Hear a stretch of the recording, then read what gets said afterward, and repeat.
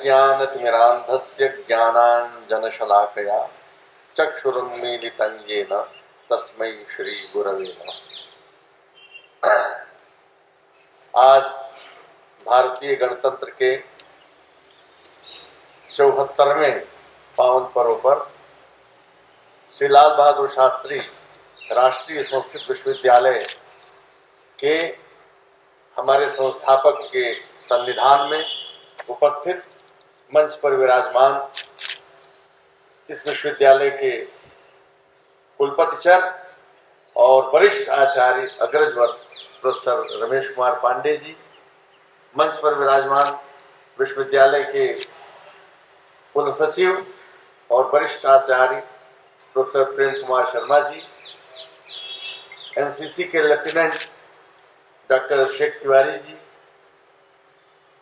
महिला विंग की lieutenant doctor Meenakshi Mishra ji, इस कार्यक्रम के सूत्रधार प्रियवर प्रोफेसर शिवशंकर मिश्र जी, और कार्यक्रम में चारों तरफ आगे पीछे सामने दाएं बाएं इतस्ततः विकीर्ण और आसनासीन पीठाध्यक्षगण, विभागाध्यक्षगण, आचार्यगण, अधिकारीगण, कर्मचारीगण, एनसीसी के कैडेट्स और अन्य सभी उपस्थित बंधुओं, मैं सर्वप्रथम आप सबको 74वें गणतंत्र की हार्दिक बधाइयां देता हूं। और इसी क्रम में ये सुयोग कभी कभी कुछ वर्षों बाद बना करता है।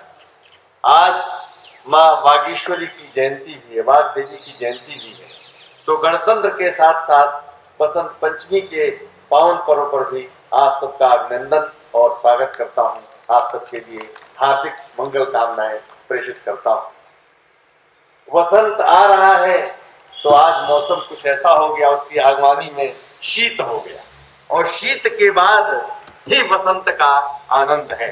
सुखम दुखान निलभू यशोहते घनांधकारे स्मृदीप दर्शनम। आज अभी अभिषेक जी ने हमारे एनसीसी कैडेट्स का क्या कीर्तिमान रहा है और कितना परेड में लड़का जो गया है, अभी उसकी चर्चा कर रहे हैं। ये बहुत बड़ी उपलब्धि विश्वविद्यालय के लिए है।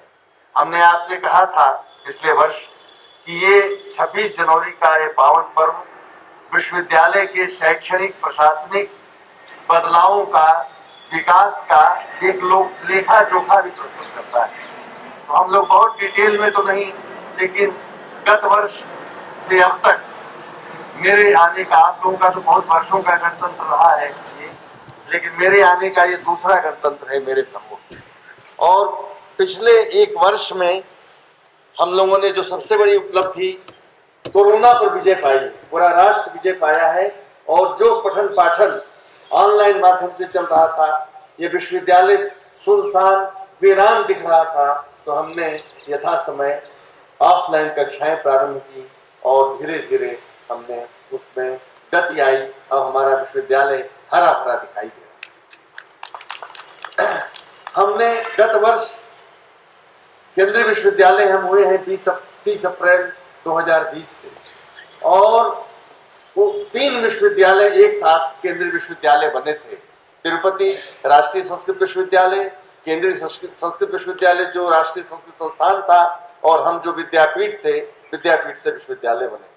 हम तीनों ने मिलकर 7, 8, 9 मई 2022 को उत्कर्ष महोत्सव का उत्कृष्ट आयोजन किया था। इस अवसर पर आपको मैं ऋण दिलाते हुए आप सबको बधाई देता हूं। और अगला उत्कर्ष महोत्सव भी अप्रैल महीने में अंतिम सप्ताह में, मैं समझता हूँ 25, 26, 27 या ऐसी कोई किसी 3 दिन मनाने की योजना है, जिसके लिए 30 तारीख को तीनों कुलपतियों की ऑनलाइन बैठक होगी और उसका प्रारूप सामने हमारे आ जाएगा। हमने इस बीच केंद्रीय विश्वविद्यालय हम बने, राष्ट्रीय विश्वविद्यालय बने, हमारे नाम में राष्ट्रीय शब्द है, लेकिन हम दिल्ली तक सीमित हैं। परिसर के रूप में केवल हम दिल्ली तक सीमित हैं। हमारे केंद्रीय संस्कृत विश्वविद्यालय के एक्ट में एफिलिएशन का प्रावधान था, उसमें व्यवस्था दी गई थी कि हम पूरे भारत में कहीं भी अपना परिसर खोल सकते हैं। चल रही पहले से जो संस्थाएं हैं उनको मान्यता दे सकते हैं। परीक्षण के बाद इस दिशा में हमने इस वर्ष अध्यादेश बनाया, रेगुलेशन बनाया और उस रेगुलेशन के तहत हम आगे बढ़ गए हैं और 2-4 दिनों के अंदर ही 2-3 संस्थाओं को हम संबद्ध करने जा रहे हैं। तो इस दिशा में, राष्ट्रीय बनने की दिशा में भी एक कदम हम आगे बढ़ गए। मित्रों, पिछले वर्ष हमने 5 स्मार्ट क्लासरूम जो अत्याधुनिक साज सज्जा से युक्त हैं, ऐसे 5 स्मार्ट क्लासरूम और 3 जो हमारे संगोष्ठी कक्ष हैं, उनको भी अत्याधुनिक सुविधाओं से, टेक्नोलॉजिकल सुविधाओं से लैस किया। इसलिए आप सबको मैं इस उपलब्धि पर बधाई देता हूँ। ये हमारा कुछ नहीं किया कराया है, ये सब जो चल रही प्रक्रिया है सामने पूर्णता को प्राप्त हुई है। यश पूर्णता के साथ मिलता है। संकल्पनाएं तो हमारे आचार्यों की, हमारे संस्थापनकर्ताओं की पहले से ही रही। लाइब्रेरी में ऑटोमेशन का काम चल रहा था और डिजिटाइजेशन का काम चल रहा था। मुझे घोषित करते हुए हर्ष हो रहा है, यह कार्य अब पूर्ण हो चुका है और संपन्न हो चुका है। इसलिए इस पर भी आप सबको मैं बधाई देता हूँ। हमारे यहाँ जो राष्ट्रीय शिक्षा नीति 2020 है, उसमें multilingualism, multi disciplinary activities, multi disciplinary teaching plan, इन सब की बहुत व्याख्या की गई है, बहुत इस पर बल दिया गया है। इस दृष्टि से गत वर्ष हमने हिंदी और हिंदू अध्ययन में एमए की कक्षाएं प्रारंभ की थी। इस वर्ष हमने एमए सोशियोलॉजी और एमए अंग्रेजी, इन 2 विषयों में भी पीजी का पाठ्यक्रम प्रारंभ कर दिया है और एमए एजुकेशन के लिए भी हम आगे बढ़ चुके हैं। तो ये नए शताब्दी में, नए वर्ष में बढ़ते हुए हमारे कदम निश्चित रूप से इसे राष्ट्रीय स्तर दिलाएंगे। आज कोविड-19 ने हमें सिखा दिया कि कैसे भारतीय जीवन पद्धति, कैसे पुरातन जीवन शैली में अगर हम रहेंगे तो निरोग रहेंगे और रोगी होने पर भी हम शीघ्र स्वास्थ्य लाभ करेंगे। कैसे लाचार एलोपैथी हो गई थी कोविड के कंट्रोल में और कैसे शक्त हम हुए थे आयुर्वेद और होम्योपैथी के बल पर। तो इस विश्वविद्यालय में विगत कुछ वर्षों से किन्हीं कारणों से आयुर्वेद की सेवाएं बंद हो गई थी। हमने इस वर्ष आयुर्वेद और होम्योपैथी दोनों चिकित्सकों की नियुक्ति की और आज हमारा कैंपस और हमारे सारे जो कर्मचारी, अधिकारी, शिक्षक हैं वो उनका लाभ ले रहे हैं। उनकी इतनी अच्छी परफॉर्मेंस और इतनी अच्छी रिस्पॉन्स थी कि सप्ताह में 1 दिन ये सेवाएं दी जा रही थी। अब हमने पिछले 2 सप्ताह से, दिसंबर के किसी अंतिम सप्ताह से हमने सप्ताह में लोगों की मांग पर 2 बार इन डॉक्टरों की उपलब्धि बनाई है और लोग निरोग हो रहे हैं और बहुत प्रसन्नता अनुभव कर रहे हैं, बहुत लाभ हो रहा है। इस दिशा में भी हम आगे बढ़े हैं। गेस्ट हाउस का नवीनीकरण कराया गया। काफी पुराने समय से वो टूट रहे, दरवाजे टूटे थे, फ्लोरिंग उनकी, फर्नीचर उनका खराब था। इस वर्ष में हमने उसका भी नवीनीकरण कराया और अब आने वाले लोग, पहले से ये हमारे दिल्ली में, पूरी दिल्ली की बात मैं कह रहा हूँ, हमारे विश्वविद्यालय का गेस्ट हाउस सबको अभिलषित है। बड़ा से बड़ा व्यक्ति भी चाहता है कि कहीं दूर उसको जाना हो, वो लाल बहादुर में रहेगा और कहीं जाकर के अपना कार्य करेगा। तो उस दिशा में 2 ईंट और हमने आगे बढ़ाई है, 2 कदम और आगे हमने बढ़ाया है। इसी प्रकार पिछले 2 वर्षों से 2020-21 और 21-22 के सत्र में हॉस्टल बंद करना पड़ा था कोविड के कारण। हॉस्टल के जो बाथरूम्स थे वो खराब हो गए थे, जर्जर हो गए थे।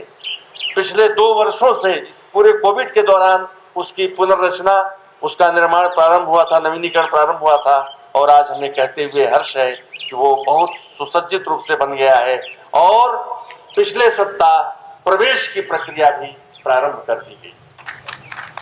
ये ऐसे कुछ कदम हैं, ये ऐसे कुछ हमारे, हम ई समर्थ, भारत सरकार ने ई समर्थ पोर्टल प्रारंभ किया है और उसके माध्यम से हमारे प्रशासनिक और अकादमिक सारी गतिविधियों का रिकॉर्ड वहां दर्ज किया जाना है।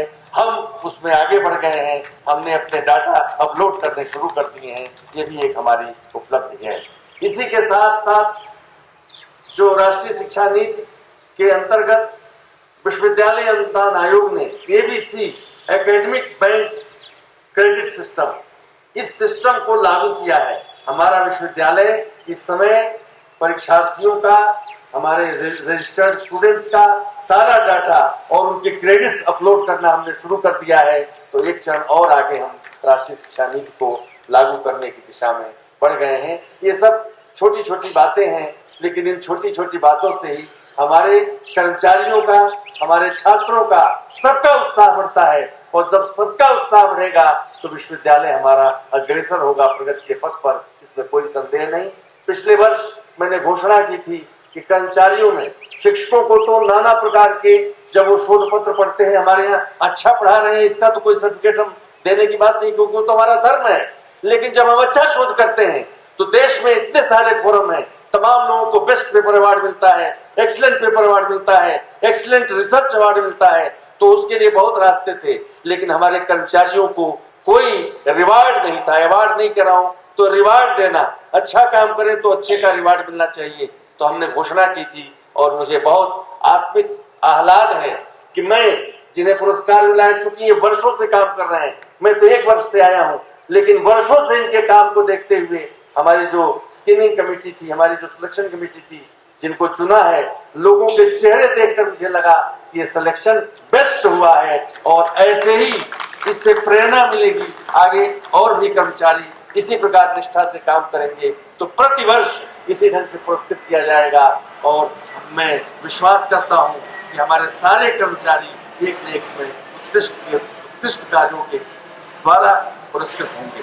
तो आज ये ऐसी उपलब्धि का दिन है, ऐसे आनंद का दिन है, ऐसे हर्ष का दिन है, और ये पूरे राष्ट्र के समंचित, एकत्रीभूत, पूंजीभूत जो धरोहर है, जो स्वरूप है, वह आज के दिन हमारे बीच प्रस्तुत होकर आता है। इन कैडेट्स को मैं क्या कहूं, वर्ष भर ये परिश्रम करते हैं परेड की, और पिछले 1 महीने से तो निरंतर शनिवार और रविवार के दिनों में ही मैंने देखा है, तड़के चाहे मौसम कैसा भी हो, इसकी परवाह न करके ये जूझते हैं अपने परेड के लिए। और इनको देखने से राष्ट्रीय भावना का उदय हमारे मन में होता है। जब परेड होती रहती है, हम उसके आसपास से सामने से गुजरते हैं तो लगता है कि भारत हमारा सुरक्षित रहेगा, इन्हीं कैडेट्स के बल पर सुरक्षित रहेगा। हम इस आजादी को, इस स्वतंत्रता को अक्षुण्ण बनाने में सफल रहेंगे। इस ढंग की भावनाएं हम पढ़ने लिखने वाले लोगों के मन में भी बहुत तेजी के साथ आती हैं। तो ये राष्ट्रीय भावना का संचार करने के एक शक्त वाहक है। इसलिए मैं सारे कैडेट्स को हृदय से बधाई देता हूं, मंगल कामनाएं करता हूं। आप इसी ढंग से आगे बढ़ते रहें ताकि हम सोने न पाए, हमें तंद्रा न आने पाए, हम उत्साहयुक्त बने रहें और इस राष्ट्र की रक्षा करें और राष्ट्र को और आगे विकास के पथ पर, प्रगति के पथ पर माननीय प्रधानमंत्री नरेंद्र मोदी जी का जो मानना है, जो उनका कदम है, जो उनकी विचारणा है, उसको आगे बढ़ते हुए, आत्मसात करते हुए हम इस देश को आगे बढ़ा सकें। मैं समझता हूं अब अधिक कोई व्याख्यान की आवश्यकता नहीं है। मैं पुनः आप सबको गणतंत्र और बसंत पंचमी की शुभकामनाएं और बधाइयां देता हुआ अपनी वाणी को यहीं विराम देता हूं। जय हिंद, भारत माता की जय।